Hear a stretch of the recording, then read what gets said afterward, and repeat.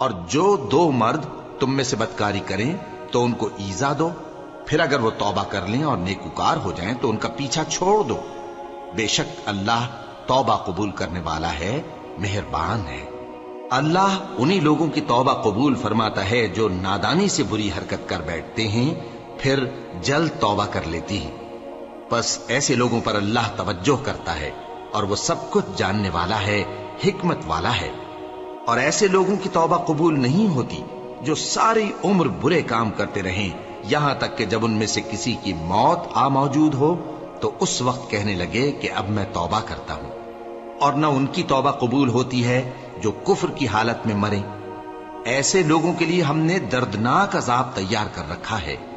مومنوں، تم کو جائز نہیں کہ زبردستی عورتوں کے وارث بن جاؤ، اور دیکھنا اس نیت سے کہ جو کچھ تم نے ان کو دیا ہے اس میں سے کچھ لے لو، انہیں گھروں میں مت روک رکھنا۔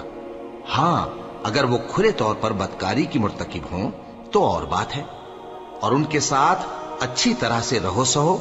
پھر اگر وہ تم کو ناپسند ہوں تو عجب نہیں کہ تم کسی چیز کو ناپسند کرو اور اللہ اس میں بہت سی بھلائی پیدا کر دے۔ اور اگر تم ایک عورت کو چھوڑ کر دوسری عورت کرنی چاہو اور پہلی عورت کو ڈھیر سا مال دے چکے ہو تو اس میں سے کچھ مت لینا، بھلا تم بہتان لگا کر اور کھلا گناہ کر کے اپنا مال اس سے واپس لو گے؟ اور تم دیا ہوا مال کیوں کر واپس لے سکتے ہو جبکہ تم ایک دوسرے کے ساتھ صحبت کر چکے ہو اور وہ تم سے پختہ عہد بھی لے چکی ہیں؟ اور جن عورتوں سے تمہارے باپ دادا نے نکاح کیا ہو ان سے نکاح نہ کرنا مگر جاہلیت میں جو ہو چکا سو ہو چکا۔ یہ نہایت بے حیائی اور اللہ کی ناخوشی کی بات تھی اور بہت برا دستور تھا۔ تم پر تمہاری مائیں اور بیٹیاں اور بہنیں اور پھوپھیاں اور خالائیں اور بھتیجیاں اور بھانجیاں اور وہ مائیں جنہوں نے تم کو دودھ پلایا ہو اور رضائی بہنیں اور ساسیں حرام کر دی گئی ہیں، اور جن عورتوں سے تم خلوت کر چکے ہو ان کی لڑکیاں جنہیں تم پرورش کرتے ہو وہ بھی تم پر حرام ہیں۔ ہاں، اگر ان کے ساتھ تم نے خلوت نہ کی ہو تو ان کی لڑکیوں کے ساتھ نکاح کر لینے میں تم پر کچھ گناہ نہیں۔ اور تمہارے صلبی بیٹوں کی عورتیں بھی اور دو بہنوں کا اکٹھا کرنا بھی حرام ہے، مگر جو ہو چکا سو ہو چکا۔ بے شک اللہ بخشنے والا ہے، بڑا مہربان ہے۔ اور شوہر والی عورتیں بھی تم پر حرام ہیں مگر وہ جو قید ہو کر باندیوں کے طور پر تمہارے قبضے میں آ جائیں۔ یہ حکم اللہ نے تم کو لکھ دیا ہے، اور ان محرمات کے سوا دوسری عورتیں تم کو حلال ہیں، اس طرح سے کہ مال خرچ کر کے ان سے نکاح کر لو، بشرطے کہ نکاح سے مقصود عفت قائم رکھنا ہو نہ کہ شہوت پرستی۔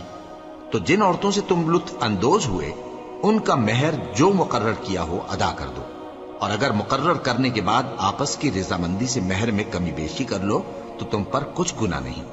بے شک اللہ سب کچھ جاننے والا ہے، حکمت والا ہے۔ اور جو شخص تم میں سے مومن آزاد عورتوں سے نکاح کرنے کا مقدور نہ رکھے تو مومن باندیوں ہی سے جو تمہارے قبضے میں آ گئی ہوں نکاح کر لے، اور اللہ تمہارے ایمان کو اچھی طرح جانتا ہے۔